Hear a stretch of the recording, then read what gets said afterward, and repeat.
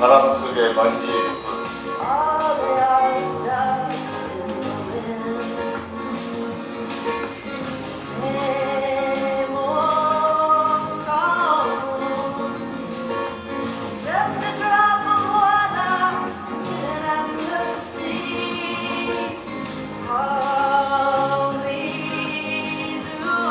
우리가 있는 모든 것들은 대지의 먼지처럼 사라져 가버립니다. 바람 속의 먼지일 뿐이에요. 우리의 모든 것은 먼지에 불과합니다.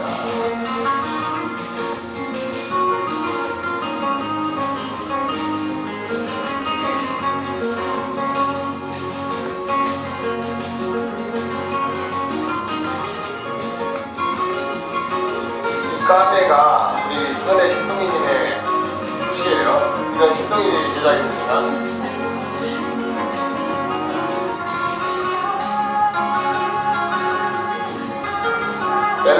멜라니 카프카. 우리 젊을 때 세디스송 부르는 가수예요. 이분이 원래 더스틴들가 해상가 부른 노래인데 이분이 리메이크한 게 더 좋아가지고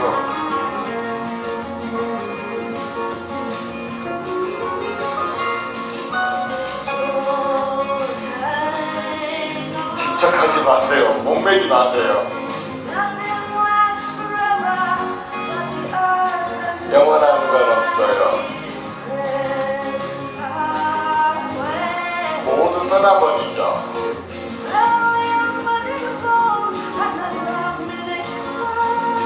이런 1분도 살 수 없어요. 시간에 나의 모든 시간을 투입해도 1분도 살 수 없어요. 바람 속의 먼지입니다. 우리의 모든 것들은 바람 속의 먼지입니다.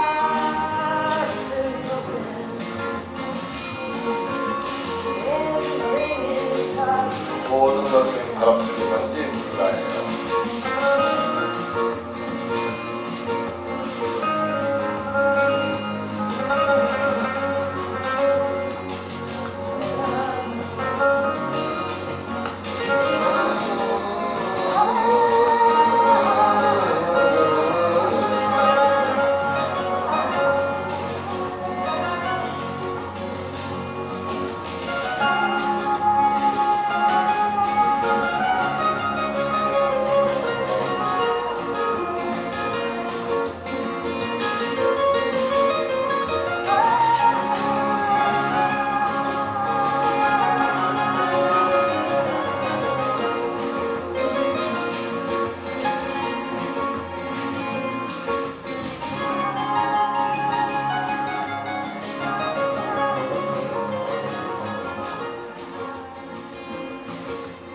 들을만해요? 자, 이 노래를 오늘 틀은 이유는 노래 가사가 너무나 좋아서 금강경과 맞아서 이렇게 선정을 해서 하나 들었습니다. 자, 금강경은 우리가 금방 말씀했듯이 집착하지 마라, 머무르지 마라. 그래서 옛날에 어떤 스님이 법문을 하는데 제자가 들으니까 1번 사람한테는 왼쪽으로 하라, 2번 사람한테는 오른쪽으로 하라 그러더래요. 같은 질문인데 왜 그런가 했더니 왼쪽으로 치우쳐 있는 사람에게는 오른쪽으로 하라고, 오른쪽에 치우쳐 있는 사람에게는 왼쪽으로 하라고 하는 거죠. 그래서 정답이 없는 거죠, 세상에는. 자, 오늘 3번 할 차례죠. 130쪽 3번을 보시겠습니다. 부처님께서 수부리에게 말씀하셨다. 모든 보살마사는 마땅히 이와 같이 그 번뇌의 마음을 항복시킬 것이니, 인간은 여러분 여기서 우리가 기억해야 될 것은 보살마술이라고 한다면은 마땅히 도가 깊었지 않겠느냐라고 생각하실 수도 있지만은 우리는 가장 불교에서 중요한 명제인 모든 게 변하고 있다라고 하는 것에 적용을 시킨다면은 설사 깨달음을 얻었다 하더라도 늘 수행해야 됩니다. 우리는 늘 깨어 있어야 되는 것이, 내가 내가 무엇에 고정관념이 가져져 있는가라는 것을 기억해야 되는 거죠. 늘. 그래서 보살 마하세르라고 하면은 무릇 아주 큰 훌륭한 위대한 보살님들이시지만은 그분들도 마땅히 그 번뇌의 마음을 항복시킬 것이니 무릇 있는 바 모든 있는 것들은 중생인 종류인 알로 생기는 것, 태로 생기는 것, 습기로 생기는 것.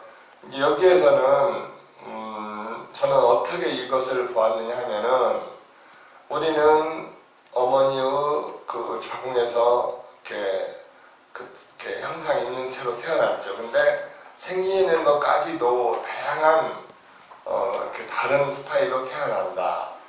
근데 애초에 태초로 가면은 우리 인간도 알로도 태어났을 수도 있다라고 학자들은 연구를 했습니다. 근데 알보다는 뱃속에서 가지고 있는 것이 더 유리해서 그렇게 했다라고 이렇게 합니다. 그래서 알로도 근데 이제 알로 이런 건 전부 다 종족 번식을 위한 방법이죠. 종족 번식을 위한.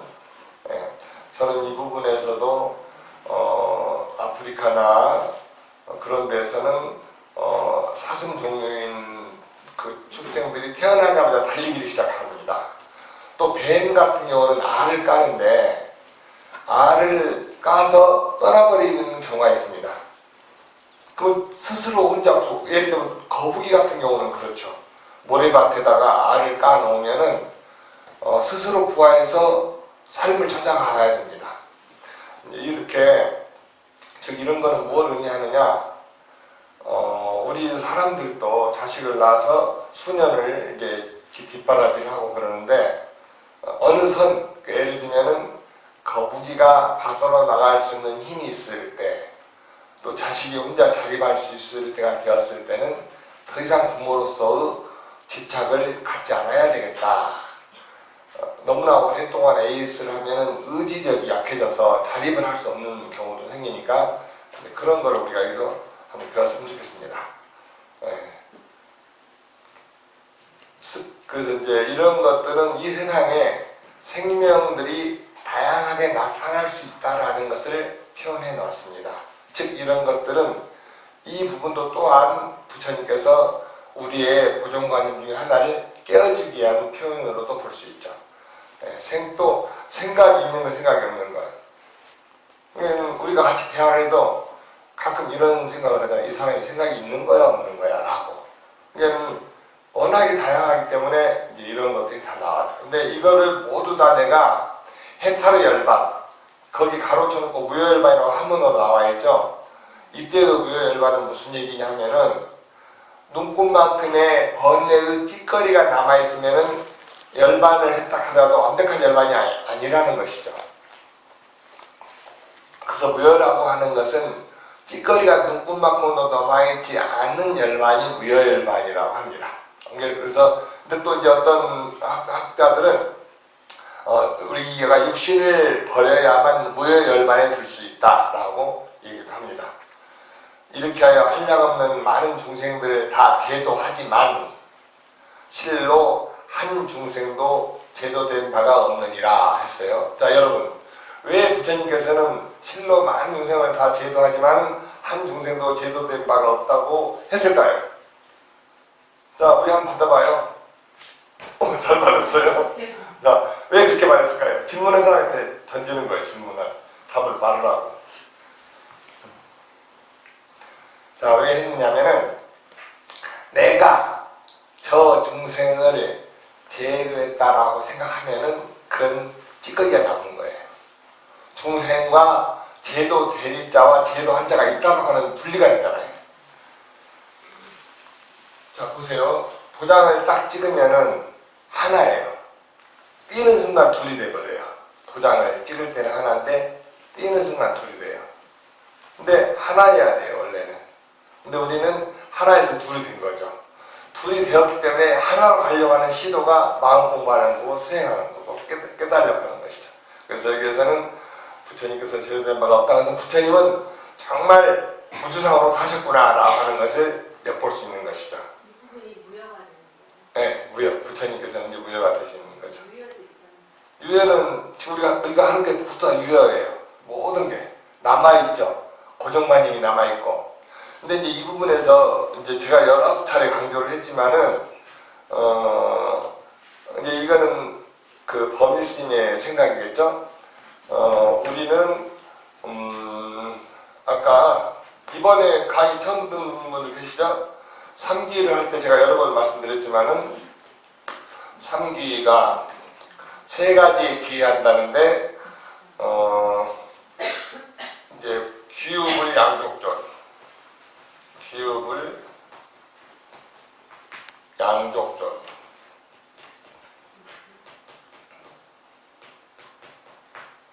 이 양족이 일반적인 해석으로는 복덕과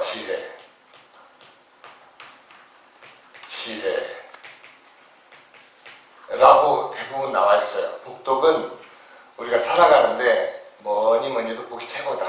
어떤 형상의 세계를 의미할 수도 있죠. 지혜는 정신의 세계예요. 근데 이 두 개가 쌍두마차예요.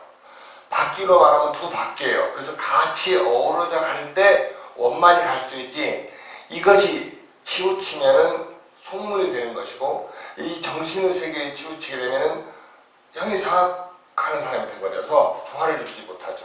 저는 이 부분에서 약간 추상적이라서 우리가 더 많이 와 닿지 않는다면 이렇게 표현하고 싶어요. 형상의 법칙과 정신의 법칙이 50%씩 섞어 있을 때 적당할 수가 있다라고. 네. 그래서 이제 이런 부분을, 그러면은 이제 우리가 어떤 걸 하든지 간에 이 두 개가 조화를 이뤄야 된다는 부분이죠. 항상. 네. 그러니까는 무슨 말을 듣더라도 좋아. 그래서 그런 정도요. 수보리야 보살이 나라는 생각, 아상, 이 유명한 이제 사상이 나오네요. 사상. 금강경에서 네 가지의 고정관념, 아상, 나라는 생각, 남이라는 생각, 인상, 중생, 축생, 그런 거, 중생의 생각도 오래 산다는, 우리는 지금, 영원히 살 것처럼 생각하고 있지 않습니까? 영원히 살 것처럼. 최근에도 어떤 불자님이 연락이 왔는데, 어머니하고 사이가 안 좋았다고 그래, 막내 따님이신데, 그래서 어머니랑 여러 해를 연락을 하고 살았는데, 갑자기 이제 연락이 왔죠. 연락은 항상 갑자기 오죠. 쓰러졌다고. 그래서 너무나 괴로워서 스님한테 문자가 왔어요. 그래서는 어떻게 하겠습니까? 그것이 인연이겠지요 라고 생각을 하고, 또 우리 보살님이 잘 사시면은 그게 어머니로서 이렇게 행복하시는 것이 아니겠습니까? 라고 표현을 했어요. 그리고 이제 어머니한테 갔다 와서 요양병원에 이제 들어가셨는데, 따님이 5분인데 이 어머니를 요양원에 가보니까 치료하는 게 아니라 수용하는 시설이라서 치료하는 재활병원으로 옮기려 하니 형부가 반대한다. 이거 형부가 오래 가까이 사셨는데, 그래서 그러면은 5딸이 원한다면 형부가 포기를 해야지. 그래서 이제 그 다음날 가서 형부한테 딸의 의견들을 말하고, 나는 그동안 내가 효도하지 못해서 마지막으로라도 내가 이걸 하고 싶어서 그러니 형부님 양보해 주세요 라고 말씀드리라고 그랬죠. 자, 그래서 그 다음 날 아침에 갑니다. 어머니한테. 근데 저한테 무슨 문자가 왔는지 아세요? 어머니가 돌아가셨답니다. 그렇게. 그러니까 이제 이거는요, 우리가 다른 사람의 일이 아니라 나한테도 일어날 수 있다라고 하는 것이죠. 네. 그래서 항상 늘 이제 그런 생각을 하고 살아야 돼요. 그래서 오래 산다는 생각은 이것도 하나의 고정관념이라는 거죠. 오래 산다는 거는. 그래서 우리는 늘 매일 갈 수도 있다고 생각을 하고, 빚진 거 있으면 지금 갚아야 되고, 어머니한테 하고 싶은 것을 지금 해야 되고, 남편한테 미안했던 부분 있으면 지금 말해야 되고, 그렇게 해야 된다 이거죠. 네. 현재, 지금에. 그래서 이제 그런 얘기해서 자, 또 4번 수보리야 보살은 마땅히 어떤 법에도 몸바 없이 보시를 해야 할 것이니, 보시는 고정관념을 갖지 말고 하셔야 된다. 내가 소종사에 이렇게 보시는데 스님이 나한테 이럴 수 있느냐 그러면은 스님은 그분이 그렇게 많이 보시는지도 몰라요. 왜냐하면 그렇게 비슷한 사람이 많으니까. 그건 누구 상처예요? 그분만 상처예요. 그러니까 시주한테는 절대 상을 가지고 보시하시면 안 됩니다.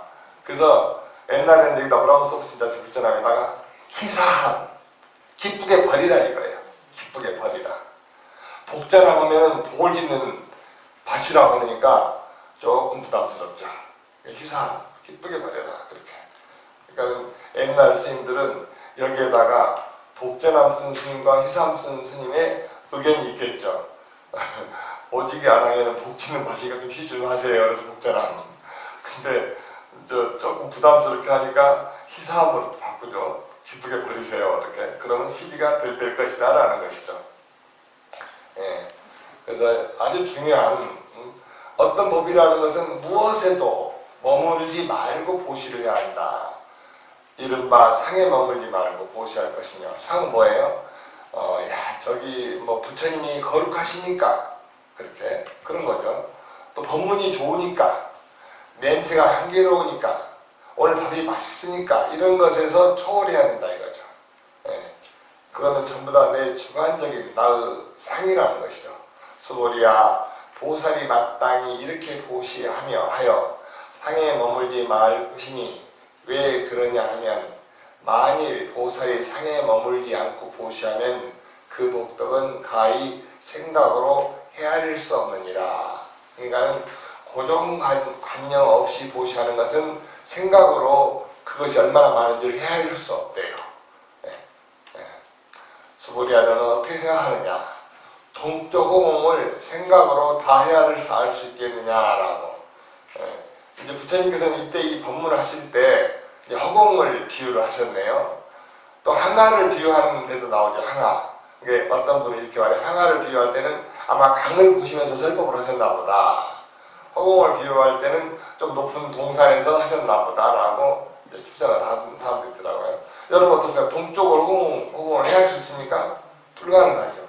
끝도 없죠. 동쪽은. 내가 볼 때의 동쪽은 무한하죠. 역시 동쪽뿐만 아니라 남서국방과 내 간방은 아시죠? 동서, 서남, 남북, 북동 그렇게 온 허공을 말하는 거예요. 허공을 해나갈 수 있느냐? 할 수 없나요? 설명이시죠. 수보리야 보살이 상에 머물지 않고 보시를 하는 복덕도 또한 이와 같아서 생각으로 헤아려 알 수 없이 많으니라. 수보리야 보살은 다만 마땅히 가르친 바와 같이 이렇게 않고 무주상 무시하는 것이 얼마나 이렇게 중요한가를 이렇게 말씀하셨습니다. 수보리야 너는 어떻게 생각하느냐? 육신의 몸매로서 열애를 볼 수 있냐? 이때 여기에서 그 유명한 금강경의 사구계 중에 아주 유명한 부분이 나옵니다. 몸매로서 열애를, 그러니까는 지금 우리 법당에 모셔져 있는 부처님 같은 그런 부처로서를 볼 수 있느냐라고 하니까, 수고리 존자는 이미 부가 깊은 스님이시라서 없사옵니다. 세존이시여 아니옵니다. 육신의 몸매로서는 열애를 볼 수 없사옵니다. 이제 이때의 열애는 깨달은 세계겠죠. 깨달은 세계. 깨달았다고 하지만 그 무엇에도 걸림없는 그 세계. 왜냐하면 여리께서 몸매라고 말씀하신 것은 몸매가 아니옵니다. 부처님께서 그렇게 이렇게 말씀하셨다. 무릇 있는 바, 이게 이제 무릇 있는 바 모든 형상은, 이게 그림만 한문으로 범수유상은, 이것이 다 허망하니, 계시 허망이니, 만약 약견재상 비상이, 만약 모든 상이 상 아닌 줄을 알면은 그 열애를 볼 수 있느니라. 자, 이 부분은 우리 책에서 한문을 한번 보시고 여러분께서 한문을 몇 번 쓰시면 좋겠습니다. 158쪽 158쪽에 범수유상이 계시망이니 약견재상 비상이면은 직전입니다. 이거 20번 쓰는 거 어때요? 20번 쓰는 거 괜찮죠? 20번씩 쓰는 걸로 한번 해보시기 바랍니다. 158쪽이라고 말씀드렸는데 뭐라고 조글조글이라고 말씀해보세요. 다 이해하시죠? 범소유상이 개시현상이니 범소유상 모든 형상이 있는 것은 유상 있는 것은 다 이것이 헛된 상이니 허망한다는 것은 헛되었다 이거예요. 헛되었다. 상이 없다 이거예요. 허망하니 만약 본다. 어떻게 보느냐? 모든 상이 상 아닌 것으로 보면은 그러니까 이제 이렇게 이런 공부를 할 때는요. 한문이 또 되게 맛있어요.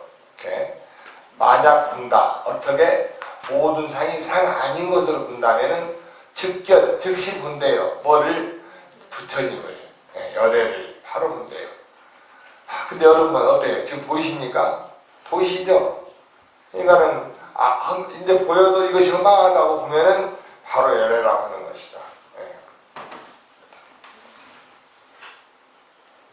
여러분 이제 봄이 되니까 어떻습니까?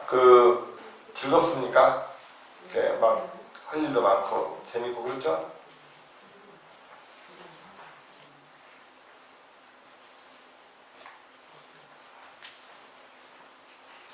자, 지난번에 우리가 무상, 형상 없는 것, 고정관념이 없는 것을 금강에서는 가장 으뜸으로 삼는다.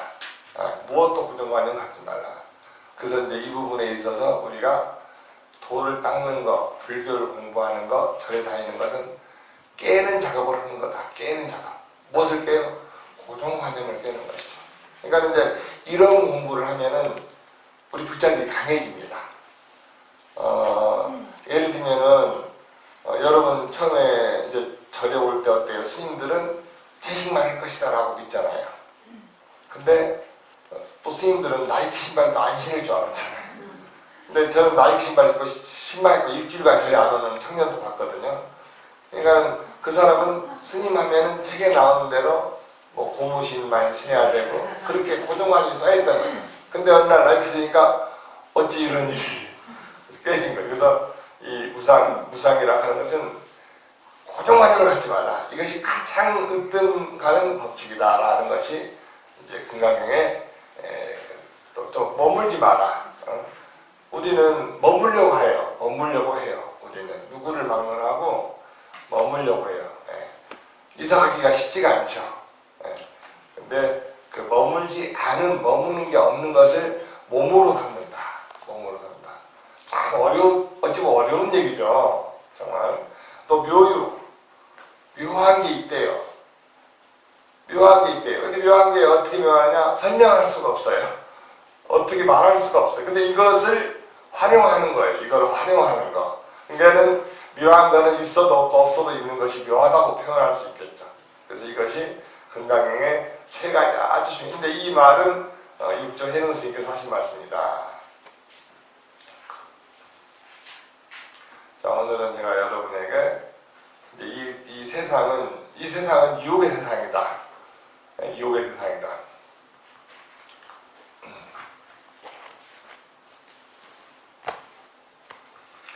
유혹의 세상이다. 그래서